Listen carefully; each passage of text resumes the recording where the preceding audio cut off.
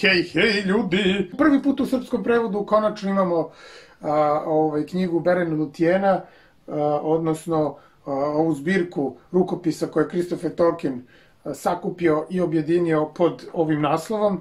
I kao što smo navikli da svako novo izdanje ovog tipa prezentujem na način da malo ispričam prvo o genezi samog izdanja, a onda i o samom prevodu na srpski, tako ćemo isto i na ovaj način. Tako da idemo na bliski susret sa Berenom i Lutyenom.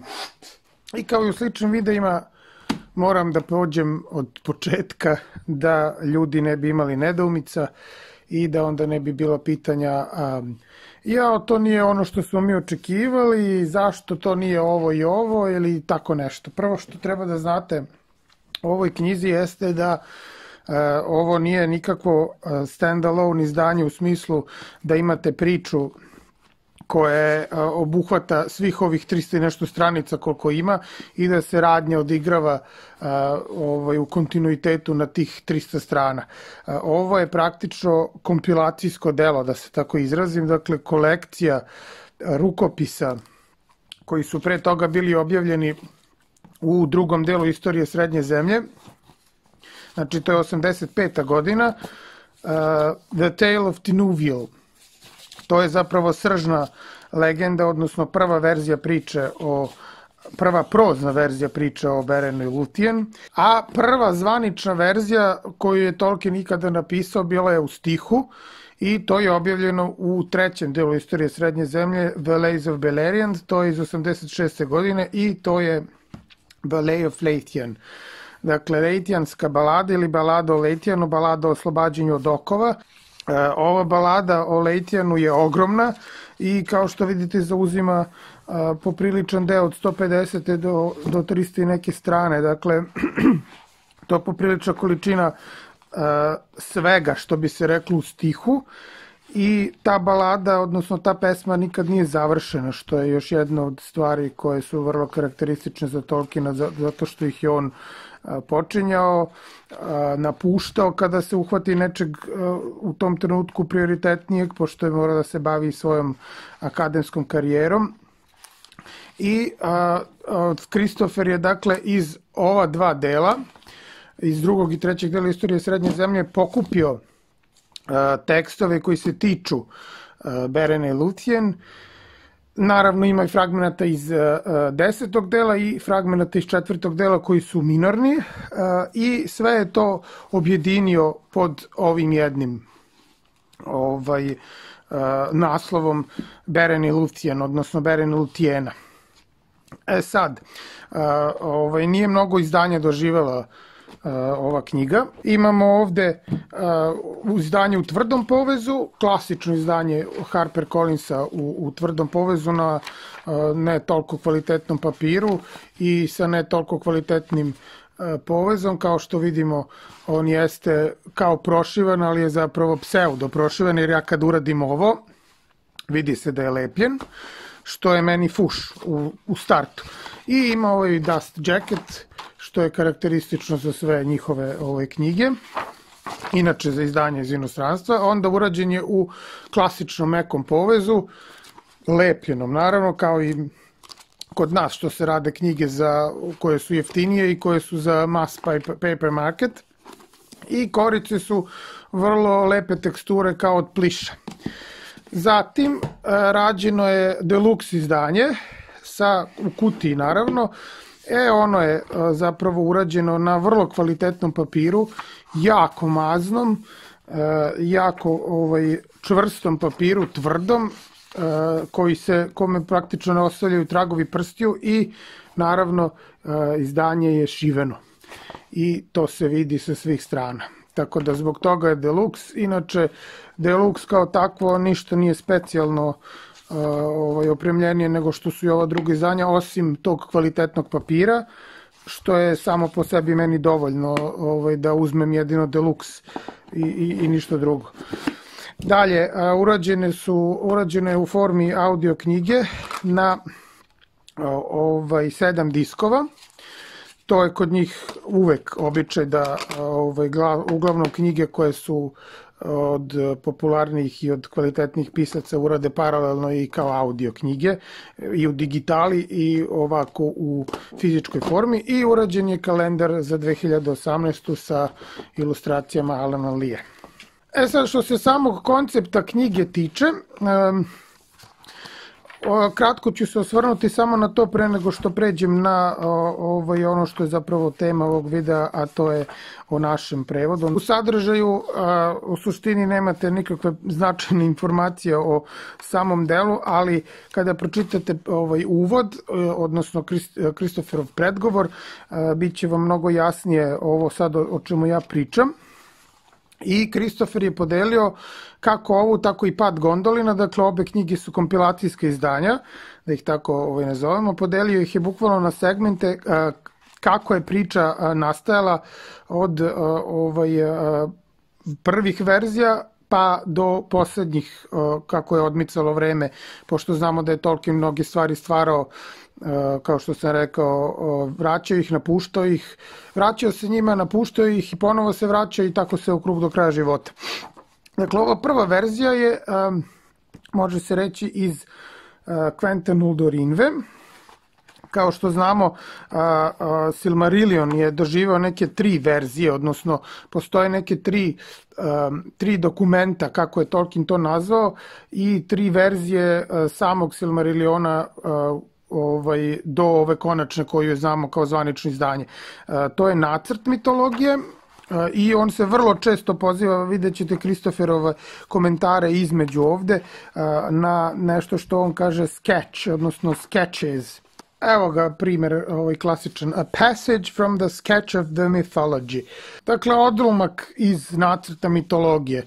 Sketch of the mythology, to je prva verzija Silmarilliona ikada i ona je zapravo u fragmentima potpuno baš kao nacrt, dakle kao teze koje on razrađivao i koje će kasnije postati Quenta Noldorinva. Dakle, Quenta Noldorinva je druga verzija Silmarilliona i odatle uglavnom ovo sve što je ključna stvar koju je Kristofer izdvojio kao nezavisne priče, a koje su objavljene u drugom delu istorije Srednje zemlje.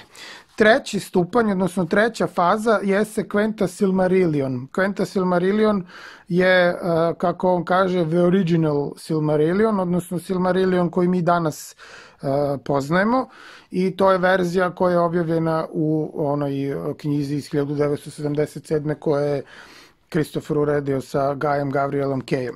I upravo razlog zašto knjiga ovako izgleda sa ovim iscepkanim delovima je čist dokaz da Kristofer zapravo nije krivotvorio i domišljavao rukopise svoga oca, već da je hronološki pokušavao da složi to što je godinama pisano i što nikad nije dovršeno, da dobije neku formu koja bi mogla da se isprati, zapravo fora je ispratiti upravo evoluciju, odnosno promene koje su se dešavale u toku nastanka priče i u promenama samim u Tolkienovim idejama koje su nastajale kako on pisao i druga svoja dela, pošto je umeđu vremenu stvarao i Farmera Gila od Hama i Kovača iz Velikog Vutona koji je isto jedno od Vilin legendi i Drvo i list koja je zapravo ona njegova jedina alegorična autobiografska priča, kao što je i ova autobiografska priča, osim što je zasnovana na legendi iz Mabinogio no Kiluhu i Olven.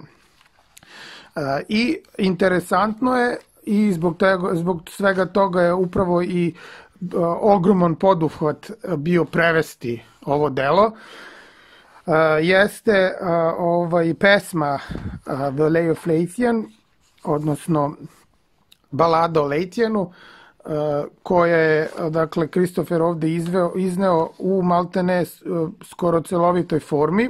I eto, jedina moja zamerka jeste što je zapravo nije objavio u celosti kao što je objavljeno u drugom delu istorije Srednje zemlje. Nedostaje prvo pevanje, fragmenti su drugog pevanja tu i onda tek kreće od 6. pevanja nadalje, dakle 7., 8., 9., 10., 11., 12., 13. i 14. pevanje koje nije dovršeno i tu se pesma završava. Dakle, evo, a second extract from the Lay of Leithian, dakle ovde na početku uvodi nas sa tim trećim pevanjem i onda ima deo koji se ne tiče ove priče o Berenu i Luthian, nego o drugim nekim stvarima koje su se dešavali između, tako da je to izostavio, što mi je vrlo krivo, jer opet ljudi neće moći da pošto iz nekog razloga, a i sasvim je razumljivo, većina ljudi odbija da čita na engleskom, zato što ili oni nisu dovoljno naviknuti da razmišljaju na jeziku koji nije njihov, ili imaju problem sa samom komplikovanošću teksta koji zapravo nije nimalo lak, i upravo zbog toga je problem bio prevesti sve to kako treba, jer se radi o onome što Englezi zovu octosyllabic couplets, odnosno kod nas je to simetrični osmerac. Dakle, ima 8 slogova i cezura ide iza svakog četvrtog sloga, tako da imate 4 plus 4 stiha, i intonacija je trohejska, odnosno to je zapravo, trohej je dvosložna stopa u atičkoj metrici, i rima je parna, tako da imate, kad čitate, imate prizvuk najbliži nečemu što liči na neko usmeno stvaralaštvo kod nas, koje je kasnije zapisano. Iako nije reč o klasičnoj, dakle, epskoj pesmi, već ima elemente i epike i lirike koje se kod nas može naći. I tu uskače na scenu upravo gospodin Vladimir D. Janković, koji je dobio tu čast, iako ne baš lagan zadatak da prevede ne samo ovaj prozni deo, naročito ovu prvu verziju priče koja je iz Quente Silmarillion i koja je, dakle, pisana po uzoru na srednjovekovne tekstove, tako da odiše vrlo jednom drevnošću u originalnom rukopisu, koji je jednostavno zahtevalo da se to ne može prevoditi najobičnijim kolokvijalnim prevodima, kao što bi se prevodio bilo kakav drugi savremeni tekst, već je zahtevalo da prevodilac unese određene sopstveno umeće u prevodu, tako da kada čitate prevod koji je svaki put samo jedno, da kažemo, unižena predstava originala, jer nikad ne može da bude idealan po originalu, ali ovaj prevod je zapravo, kad čitate to, imate isto žmarce koje imate i kada biste čitali originalni prevod. I evo, recimo, nekih od primjera. Dvoje deci imao Tinvelint, Tyrona i Tinuvjelu, i Tinuvjela beše deva i najlepša od svih deva skrivenih vilovnjaka. I uistinu je malo njih ikad bilo tako lepo, jer njena je mati bila feja, kći bogova. S radošću su Dajron i Tinuvjela vrludali van pećinske palate oca svoga Tinvelinta i zajedno su provodili mnogo vremena među drvećem. Dakle, osim što je koristio specifičnu formu rečenice, mi ovde vidimo da koristi termine koje ćete konačno ponovo moći da čitate u srpskom prevodu, a kojih dugo nije bilo i kojih su se ovi koji su do sada prevodili Tolkiena kao od vatre sklanjali, i to ćete pre svega naći u predgovoru samom, gde se pominju neke od tipova vila na koje se Tolkien poziva, a koje Kristofer obrazlaže, i to je Vladimir ponovo, kao što rekoh, uveo u srpske prevode neke od sada već skoro zaboravljenih termina, kao što je, recimo, evo konkretno feja, koju smo mi imali, koju pominje čak i Čajkanović i pominje i Tihomir Đorđević u svojim etnografskim delima. Dalje rusalka, koja takođe postoji kod nas u srpskoj mitologiji, odnosno u srpskom folkloru. Dalje, evo ih ovde ponovo pominje rusalke, zagorkinje, brodarice. Dakle, to su sve vile u irskom i u drugim folklorima, između ostalih i u srpskom folkloru, koje se zvanično pojavljaju u starim pripovetkama narodnim, u narodnim pesmama. Imate Marko Kraljević i Vila Brodarica ili Brodarkinja, i pomenju se kod nas u etnografskim tekstovima. Osim toga, vratili smo u upotrebu kod prevoda dugosilazne, kratkosilazne kratko uzlazne i dugo uzlazne akcente u srpskom jeziku, jer je to ovde zapravo bilo preko neophodno, baš iz tog razloga što Vladimir koristi takvu sentencu kako je koristio, odnosno takav slog prevoda, te da se onda ne bi smisao mašila, ostavili smo svugde, dakle evo i ovde morila, onda pasa, da nije pasa, da nije pasa ili kako god. I vidjet ćete dalje u samom prevodu stihova koji su dakle neizbežni bili što zbog sažimanja, a što zbog opet pravilnijeg izgovora, što bi se reklo poetike koju Tolkien koristi. Svugde su ostavljani akcenti tamo gde je to trebalo da bi se naglasilo zapravo kako treba pročitati tu određenu reč. Evo onoga što sam pomenuo, dakle tu, odnosno Thu, je prvo ime Sauronovo koje je on ikada upotrebio u prvoj verziji o Beren i Lúthien, to je zapravo bila ova pesma. I ostavili smo ga u izvornom obliku, dakle sa ovim dugosilaznim akcentom. Inače, saznaćete u ovoj priči o Berenu i Lúthieni da je Sauron, prvo njegovo ime bilo Tevildo, princ mačaka. Neću iznositi u ovom videu samom detalje što se tiče samog ovog sadržaja koji ćete sad konačno moći na srpskom da pročitate. O tome sam pričao u jednom davnom videu o razlikama između ove verzije priče i one verzije u Silmarillionu. Ostavit ću dole u opisu link ako neko slučajno želi da pogleda i to. U suštini, da li može da vam spojluje? Pa može da vam spojluje, ali vrate, ove priče su toliko stare i toliko već postoje, tako da ko je hteo da ih pročita do sada, pročitao ih je, tako da ne vidim razlog ljutnje da se bilo šta se na taj način spojluje, zato što spojlovati se može nešto što nema nikakvog kvaliteta. Ako vam od vašeg užitka zavisi to što ću ja da u 2 rečenice iznesem neke detalje koji otkrivaju nešto iz te priče, to više govori o samoj toj priči, da je ona toliko bezvredna ako ja mogu u dve rečenice da nekome pokvarim užitak, ako on zapravo uživa u tome što će da zna o čemu se dešava u priči, a ne način na koji je to opisano. Dakle, primat je na čitanju i na jeziku pisca, odnosno na njegovom stilu, a ne u samoj priči kako će ona biti iznesena, odnosno taj sadržaj koji će biti iznesen.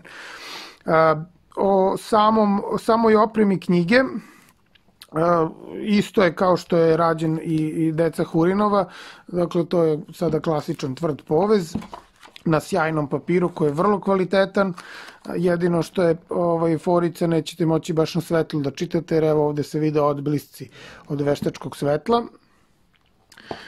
I potpuno je, font je odličan, uradili su 1:1 potpuno ilustracije Alana Lia, kao što postoje i u originalu. Čak smo uklopili da ovaj spisak ilustracija koji imate na početku potpuno odgovara u originalu tamo gde to treba da stoji, jer u nekim izdanjima, recimo Gospodara, ono 3:1 narodne knjige, je to sve izmešano i poprilično je pomereno, zato što se neko nije potrudio da to sredi kako treba.